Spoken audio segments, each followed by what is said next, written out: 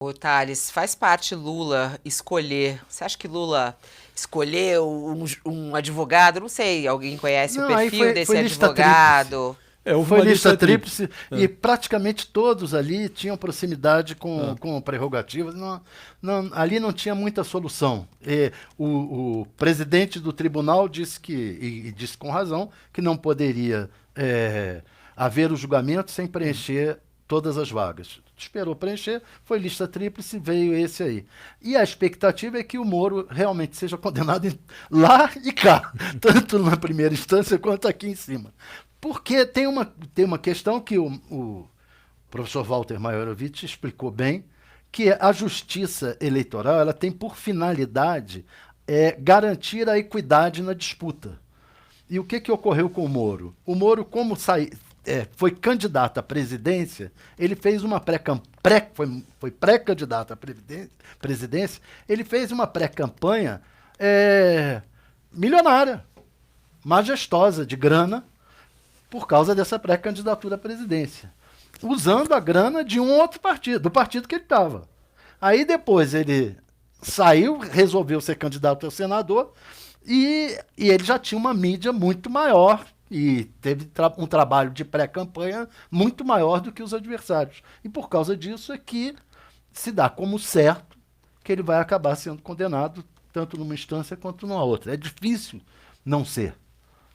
Quer dizer, não tem só a questão política toda em torno da Lava Jato, do Moura, toda essa discussão. Aqui em Brasília, os tribunais superiores se julgam um pouco traídos pelo Moro, pelos vazamentos dele.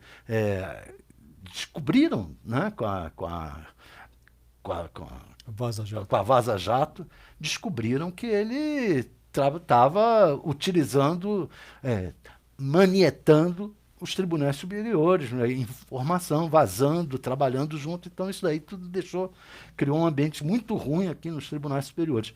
E lá embaixo essa questão que é uma questão formal que é difícil ele sair dela. É. Não, e eu acho que o embate, né, que existe entre Bolsonaro, entre Lula e Moro, né, não sei como é que fica a postura do presidente Lula em relação ao Moro. Ele tem como ficar afastado disso, né, não tem que se meter nessa história, assim como ele tem feito com o Bolsonaro, né, ô Josias, porque quando a gente fala desse clima tão tenso que existe no país, Lula e Bolsonaro, né? Aí Lula e Sérgio Moro. Como é que você vê o comportamento de Lula em relação a esses dois personagens? O Lula não consegue abstrair, ele deveria abstrair, né? Mas ele não consegue. Em relação ao Bolsonaro, por exemplo, ele está esticando uma polarização, com um personagem que ele deveria ignorar. Ele deveria. O Bolsonaro está inelegível, mas o Lula não consegue. Agora mesmo, com esse episódio em que ele fez uma comparação da matança de palestinos na faixa de Gaza com o Holocausto, ele deu matéria-prima para reativar o bolsonarismo nas redes sociais, para intensificar a convocação desse ato que o Bolsonaro organiza para domingo que vem. Em relação ao Moro, ele também não consegue abstrair.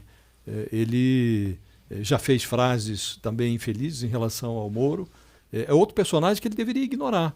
Até porque o destino está traçado, o destino do Sérgio Moro, né? Mas ele não consegue. E eu acho muito improvável, aqui não há informação, mas há uma percepção. Houve a consulta ao grupo Prerrogativas, que apontou a preferência em relação a um dos indicados da lista tríplice. E eu acho muito improvável que o Lula tenha indicado um juiz. Nós vamos ver, daqui a pouco tem um julgamento. Mas acho improvável que ele tenha escolhido alguém que vá absolver o Sérgio Moro. Ele há de ter se informado e há de ter conversado a respeito. E considerando o fato de que o humor do Lula em relação ao Sérgio Moro é guardado na geladeira ali, é uma bilis que fica ali armazenada na geladeira, acho improvável que ele tenha escolhido qualquer um sem fazer consulta. Olha, como é que vai, qual é a disposição desse futuro juiz em relação ao processo do Moro, né? Acho que o Lula erra, mas ele não consegue abstrair esses personagens. Ele tem uma dificuldade de ignorar Bolsonaro e Sérgio Moro. Eu acho que ele